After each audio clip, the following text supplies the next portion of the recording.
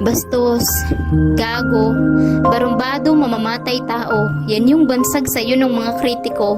Hindi naman kasi ikaw yung uri ng pangulo na aming nakasanayan, sapagkat ang mga kilala naming mga lider ay formal at desente kung humarap sa mamamayan, subalit sadyang salungat ang iyong katangian.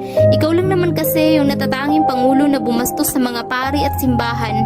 Kahit ang Panginoon ay hindi mo pinalagpas at minura mo ng lantaran, marami ang galit sa'yo dahil kampun ka raw ng kadiliman, ngunit ang hindi nila maintindihan na ang minura mong Diyos ay ang Diyos na sinasamba ng mga oligarko, ng mga magnanakaw at ng mga ganid sa kapangyarihan, ibang-iba sa tunay at dakilang Diyos na sinasamba ng karamihan. Hindi man kami laging sangayon sa iyong pananalita, ngunit labis kaming nagpapasalamat sa nagsusumigaw mong mga gawa. Oo, minsan hindi maganda ang iyong imahe sa publiko, ngunit sa kabila ng lahat ay di may pagkakailang labis kang minamahal ng milyon-milyong mga Pilipino.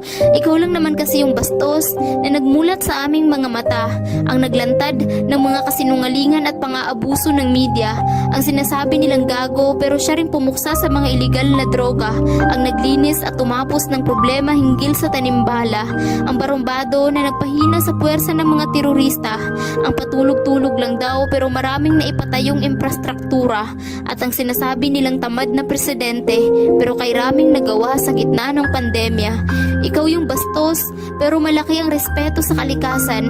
Sa pagpapalinis ng Boracay at Manila Bay ay paulit-ulit ka naming pasasalamatan. Ikaw yung sinasabing mamamatay tao, ngunit magandang bukas ng kabataan ang ipinaglalaban. Marami man ang galit dahil wala ka raw pakialam sa karapatang pantao. Oo, karapatan ng mga kriminal na napapatay ng mga pulis at sundalo dahil para sa'yo, mas mahalaga ang buhay ng bawat inosenteng Pilipino. Kapag may napapatay ng mga kriminal at terorista sa bakbakan, ang iyong mga kritiko ay nagsisilabasan, gumagawa ng ingay sa social media at nagpoprotesta sa mga daan.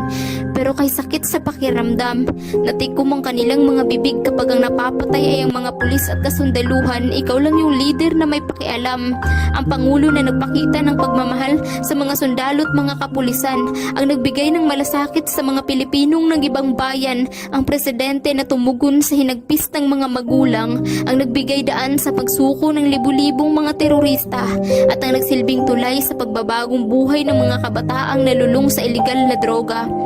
Hindi sapat ang ilang taon mong panunungkulan, itinaas mo ang pamantayan ng isang lider na dapat ay humahawak sa pinakamataas na kapangyarihan. Pero sabi nga nila na mas mabuti na yung nabigyan mo kami ng kahit 6 na taon kaysa sa hindi man lang kami nabigyan ng kahit konting pagkakataon. Ang pagsaludo sa iyo ay hindi sinyalis ng pagiging isang panatiko.